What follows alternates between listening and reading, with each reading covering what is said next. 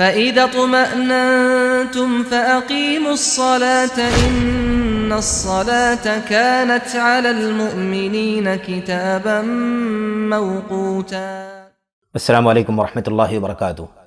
الحمدللہ رب العالمین والصلاة والسلام علی اشرف الانبیاء والمرسلین نبینا محمد وعلی آلہ واصحابہ اجمعین وبعد۔ برادران اسلام، نماز کے مقام و مرتبے کے سلسلے میں اس کا دوسرا پارٹ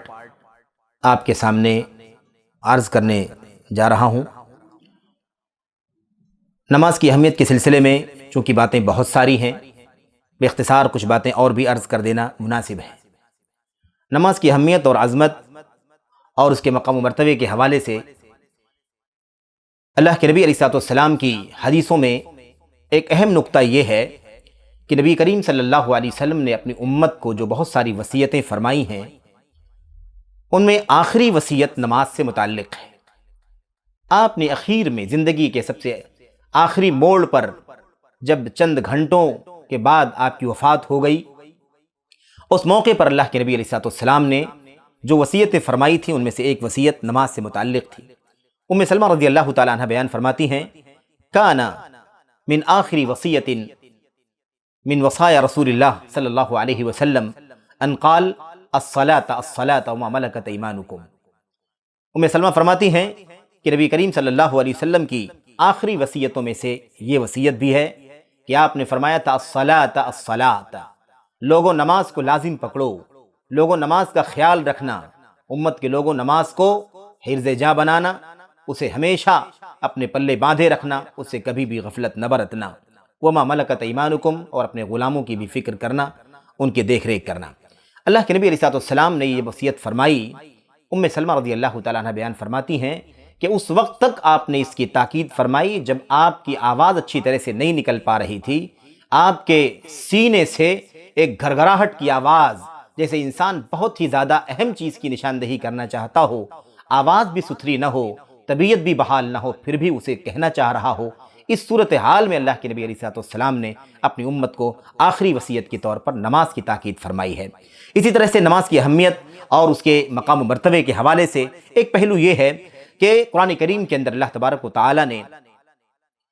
نماز کی پابندی کرنے والوں کی مدح و ستائش فرمائی ہے۔ نماز کی پابندی کرنے والے جو بھی ہیں، انبیاء علیہ السلام ہوں یا دیگر نماز کی پابندی کرنے والے، اللہ تبارک و تعالیٰ نے اپنی کتاب کے اندر ان کی تعریف فرمائی ہے، ان کی مدح فرمائی ہے، ان کی ثنا فرمائی ہے۔ اللہ تعالیٰ فرماتا ہے وَاذْكُرْ فِي الْكِتَابِ إِسْمَاعِيلَ إِنَّهُ كَانَ صَادِقَ الْوَعْدِ وَكَانَ رَسُولًا نَبِيًّا وَكَانَ يَأْمُرُ أَهْلَهُ بِالصَّلَاةِ۔ اللہ کے نبی حضرت اسماعیل علیہ السلام کے سلسلے میں اللہ تبارک و تعالیٰ نے فرمایا کہ وہ اپنے اہل کو، اپنے گھر والوں کو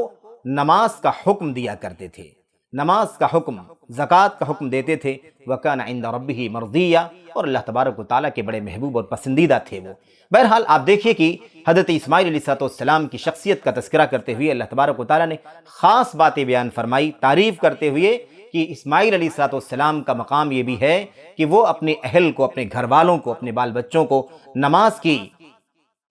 تلقین کرتے تھے، نماز کا حکم دیتے تھے۔ تو یہ ایک بہت ہی عظمت کا، مقام کا پہلو ہے کہ نماز جیسی چیز نبیوں کی زندگی میں رہی ہے، اس کا خاص تذکرہ اللہ تبارک و تعالیٰ نے فرمایا ہے۔ اسی کے بالمقابل ایک پہلو نماز کی اہمیت اور اس کے مقام کا یہ ہے کہ جو لوگ نماز سے غفلت برتتے ہیں یا نماز کو ضائع کر دیتے ہیں، نمازوں کو مار ڈالتے ہیں یا اس سے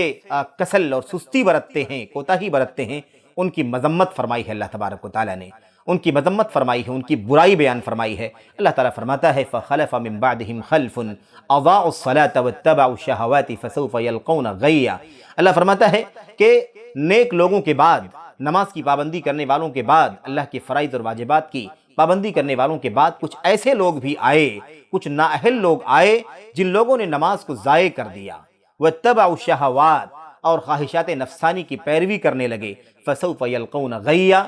بہت جلد یہ لوگ جہنم کی کھائی میں داخل ہوں گے، جہنم کی کھائی میں ڈال دیے جائیں گے یا اللہ تبارک و تعالیٰ کے عذاب میں مبتلا کر دیے جائیں گے۔ تو اللہ تبارک و تعالیٰ نے، آپ دیکھیے کہ خصوصیت کے ساتھ نماز کے ضیاء کا تذکرہ فرمایا کہ جو نماز کو ضائع کرنے والے لوگ ہیں ان کے لیے یہ وعید ہے کہ وہ جہنم کی کھائی میں، جہنم کی وادی میں داخل کر دیے جائیں گے، ان کی سزا یہ ہوگی۔ منافقین کے سلسلے میں بھی ہم اور آپ اچھی طرح سے جانتے ہیں کہ اللہ تعالیٰ نے بار بار منافقین کا تذکرہ فرمایا ہے کہ ان کی نمازیں کیسی ہوا کرتی تھیں، وہ خانہ کعبہ کے پاس کیا حرکت کیا کرتے تھے۔ اس سلسلے میں ان کی سستی، ان کی کاہلی اور ان کی بے اعتنائی، بے توجہی کا تذکرہ کرتے ہوئے اللہ تعالیٰ نے فرمایا وَإِذَا قَامُوا إِلَى الصَّلَاةِ قَامُوا كُسَالَىٰ يُرَاءُونَ النَّاسَ وَلَا يَذْكُرُونَ اللَّهَ إِلَّا قَلِيلًا۔ منافقین کا کردار یہ تھا نماز کے سلسلے میں خصوصیت کے ساتھ۔ آپ دیکھیے کہ نفاق ایک ایمان سے دوری کا مسئلہ ہے، بے ایمانی کا مسئلہ ہے، بظاہر ایمان ہوتا ہے، حقیقت میں ایمان نہیں ہوتا، لیکن آپ دیکھیے کہ خصوصیت کے ساتھ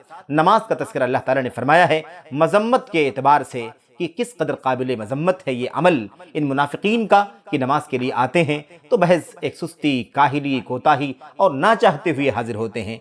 وَإِذَا قَامُوا إِلَى الصَّلَاةِ قَامُوا كُسَالَىٰ، جب نماز میں حاضر ہوتے ہیں، نماز میں کھڑے ہوتے ہیں تو بڑی سستی، کوتاہی، کاہلی اور نہ چاہتے ہوئے کھڑے ہوتے ہیں۔ یُرَاءُونَ النَّاسَ، لوگوں کو دکھاوا کرنا چاہتے ہیں، لوگوں کو دکھانا چاہتے ہیں، دکھانے کے لیے نمازوں میں حاضر ہوتے ہیں۔ وَلَا يَذْكُرُونَ اللَّهَ إِلَّا قَلِيلًا، اور بس برائے نام اللہ کا ذکر کرتے ہوں گے، نہ کے برابر۔ اللہ تبارک و تعالیٰ نے خصوصیت کے ساتھ اس بات کا تذکرہ فرمایا ہے۔ اسی طرح سے آپ دیکھیے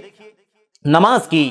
مقام اور اس کی حیثیت کے سلسلے میں ایک بات یہ ہے کہ یہ کلمہ توحید کے بعد، شہادتین کے بعد سب سے زیادہ عظیم الشان رکن ہے، سب سے زیادہ عظیم الشان پلر ہے یہ، جس پر دین اسلام کی عمارت قائم ہے۔ اللہ کے نبی علیہ السلام کو نماز جو اللہ تعالیٰ نے عطا فرمائی، یہ نماز، اس کی اہمیت کا اندازہ اس بات سے بھی آپ لگا سکتے ہیں کہ نماز کی فرضیت جو ہوئی شروع میں وہ 50 کی تعداد میں ہوئی، 50 نمازیں فرض ہوئیں، پھر اس کے بعد رفتہ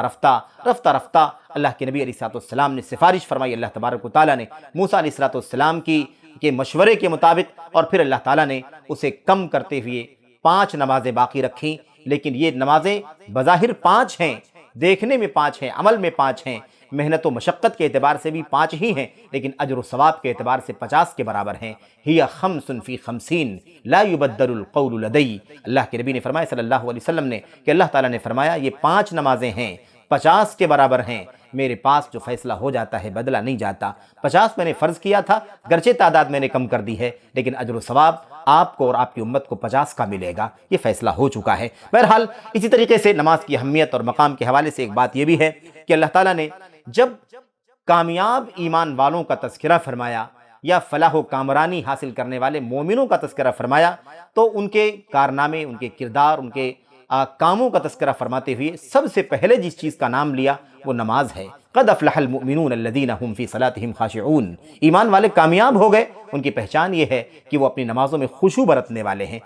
ان کامیاب مومنوں کا تذکرہ کرتے ہوئے سب سے پہلی خوبی نماز میں خشوع کا تذکرہ اللہ نے فرمایا، اور پھر اخیر میں چلتے چلتے ان خوبیوں کا تذکرہ بھی نماز پر فرمایا۔ اللہ تعالیٰ نے آگے چل کر کے فرمایا والذین هم علی صلواتهم یحافظون، یہ ایمان والے، ان کی خوبی یہ بھی ہے کہ وہ اپنی نمازوں پر ہمیشگی برتتے ہیں۔ تو ایک تو خشوع یہ نماز کے اندر کی خوبی ہے، اور ایک نماز کے باہر کی خوبی یہ ہے کہ نماز پر ہمیشگی ہونی چاہیے، نماز کی پابندی بھی ہونی چاہیے، نماز کے آداب، اس کے حقوق، اس کے ارکان، اس کے آداب، تمام چیزوں کا خیال بھی ہونا چاہیے، یہ دونوں چیزیں ہونی چاہیے، اس کا خاص تذکرہ اللہ تبارک و تعالیٰ نے فرمایا ہے۔ بہرحال اللہ کے نبی علیہ السلام کو بھی اللہ تعالیٰ نے حکم دیا کہ آپ اپنے گھر والوں کو نماز کا حکم دیجئے اور آپ بھی اس کی پابندی کیجئے۔ ہم آپ سے کسی روزی کا سوال نہیں کرتے، نماز کی اہمیت کے لیے یہ بھی کافی ہے کہ اللہ کے نبی علیہ السلام نے بلوغت سے بہت پہلے 7 سال کی عمر میں اللہ کے نبی کو حکم دیا کہ اللہ کے نبی علیہ السلام نے امت کو حکم دیا، آپ نے فرمایا کہ اپنے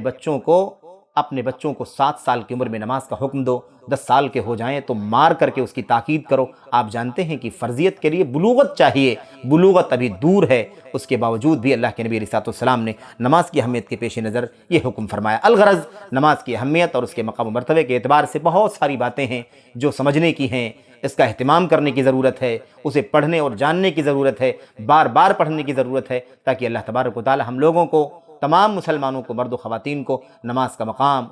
اس کی اہمیت، اس کی عظمت سمجھنے کی توفیق عطا فرمائے، اور پھر اس کی روشنی میں اللہ تعالی ہمیں اس کے اہتمام کی، اس کی پابندی کی توفیق بخشے۔ آمین رب العالمین۔ السلام علیکم ورحمۃ اللہ وبرکاتہ۔